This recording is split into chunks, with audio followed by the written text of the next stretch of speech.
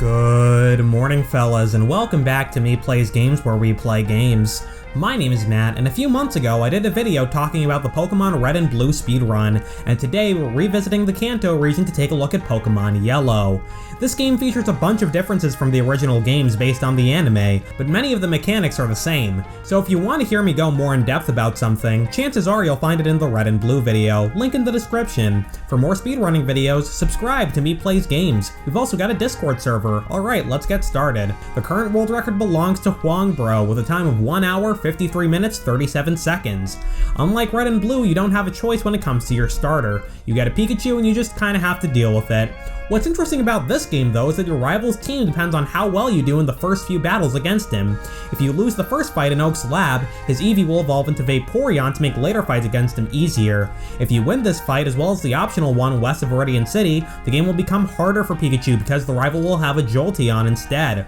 What the world record will do is beat the rival in Oak's lab, then ignore the optional fight, so he'll have a Flareon. You might be wondering why runners talk to Oak from behind on their second visit to the lab, and the reason is that you walk faster than your rival will in this upcoming cutscene. By scrolling the screen up, the rival spawns later and doesn't have to walk as far, saving some time. On Route 2, we perform an RNG manipulation called Nidomanip.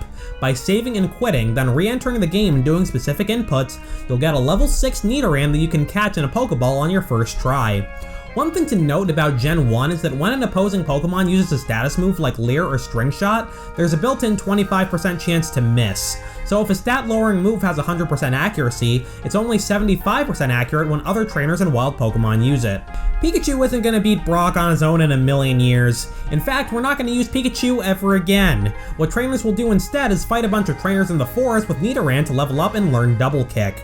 It's a fighting type move, so it's super effective against Brock's Pokemon.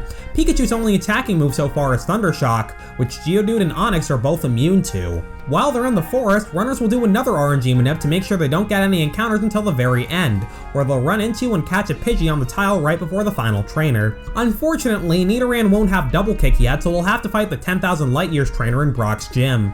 By the end of the fight, runners will have what's known as Red Bar. Basically, if you're in red health, a siren sound effect will play over most other sounds in battles, saving a significant amount of time throughout the run. Due to Red Bar, the text boxes that say that Nidoran leveled up and learned Double Kick can be cleared much faster than normal.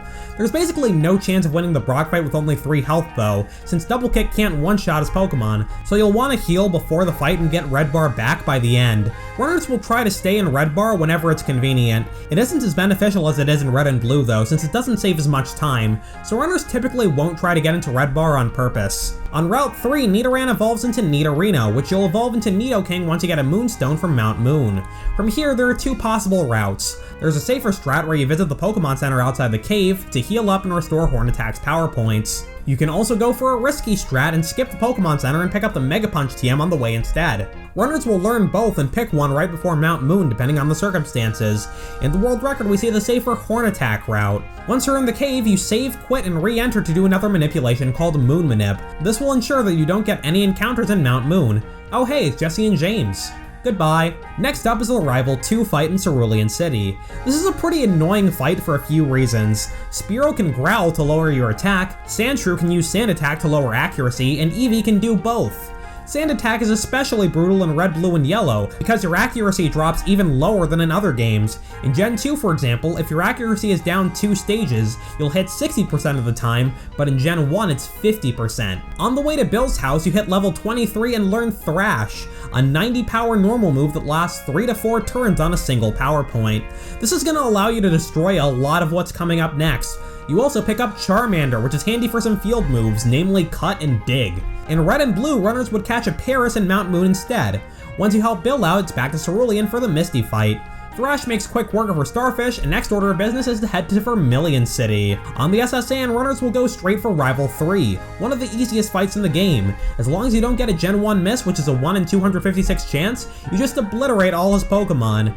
Now it's time to fight Lieutenant Serge. The trash can puzzle is the worst thing in the universe, because there's only a 1 in 8 chance you guess which can the first switch is under. Fortunately, the second one is almost always in the top left, which is nice at least. In this game, Serge only has a level 28 Raichu, whereas in Red and Blue he had a Voltorb and a Pikachu as well. He goes down in 3 hits of Thrash. Serge gives out the TM for Thunderbolt, a fantastic electric type move. After listening to this loser yammer on and on for 1,000 years about his Rapidash, he gives you a bike voucher and you screw off back to Cerulean as quickly as humanly possible. After buying the bike, runners will head through Rock Tunnel and make a beeline for Celadon City, where they'll do a majority of the shopping for the run. The shopping list for today includes repels, a Pokédoll to sequence break the game, a bottle of water that you exchange for Ice Beam, a bottle of soda you exchange for Rock Slide, X items, and Horn Drill. The last two make for an incredible combo. By setting up an X accuracy, your moves will never miss, and Horn Drill always one-shots if it hits, so this is going to be crazy powerful moving forward. Next up is Pokemon Tower, where we'll be fighting Rival 4. As long as Fearow doesn't attack you while you set up an X accuracy, you can get all the way to Eevee for free. Then you just have to pray that its quick attack doesn't finish you off. At the top of the tower, you use a Pokédoll to skip the Ghost Marowak fight, which requires the Silph Scope normally. This cuts out the entire Rocket hideout under the Celadon game corner from the run. After that, runners will head to Silph Co, and before fighting the rival, they'll grab the TM for Earthquake. Fantastic move. 100 power, 100 accuracy, and it's a ground type move, so it's super effective against 4 types in this game. Nidoking is also a ground type, so it gets the same type attack bonus, making it effectively 150 power. Now it's time for Rival 5. The upcoming fights aren't difficult, so you're mostly just hoping your opponents cooperate so the battles aren't too slow. One difference between the Pokemon Red run and this game is that you actually pick up the Lapras from this guy after the rival fight. That's because in Red we used Squirtle to learn Surf and Strength, but we don't have him in this game, so Lapras is the next best thing. The Giovanni fight afterwards isn't too bad either, but the less damage you take the better. Off to Cycling Road, which is once again the fastest way to Fuchsia City, where we'll be picking up some HMs. Then it's back to Saffron for the battle against Psychic-type gym leader Sabrina, and this fight is actually straight up impossible to lose. She leads off with an Abra that doesn't know any attacking moves, which gives you time to set up an X accuracy for free, as well as an X speed to make sure you're faster than all of her Pokemon. Back to Fuchsia to fight Koga. It's not the worst thing in the universe, but his first Venonat can slow things down by putting you to sleep. Next order of business is the Blaine fight. Since you have a ground move in the Fire Gym, this fight goes pretty well, although you do need an X attack to one-shot his Arcanine. You also need it so that you'll be faster than all of his Pokemon, ensuring you'll go first, thanks to the Badge Boost glitch. In short, certain gym leaders give out badges that increase your Pokemon's stats by 12.5%. But whenever your stats are recalculated, such as when you use an X item, those boosts are reapplied. By the end of the game, that means that even if you get hit by a move like Leer to lower your defense, that'll simultaneously raise your attack, speed, and special. Badge boosts are also the reason runners haven't fought Erica yet.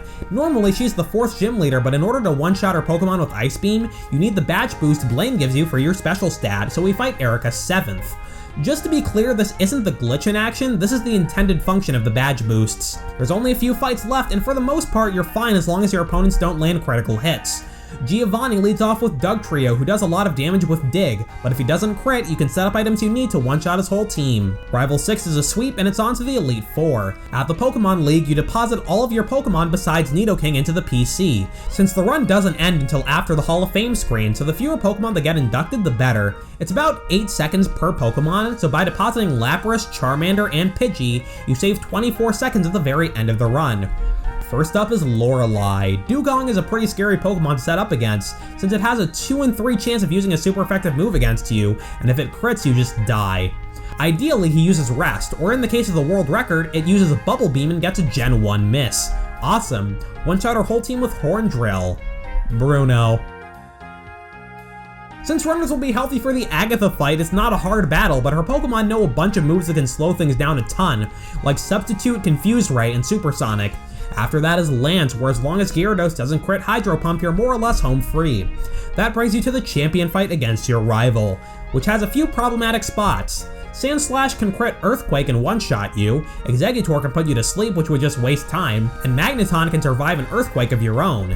But there it is, that's an overview of the Pokemon Yellow World Record. Coming up soon on the channel, we'll also be doing videos about Pokemon Crystal and Emerald. The scripts for both of those videos are already done. Alright, good night fellas, sleep well.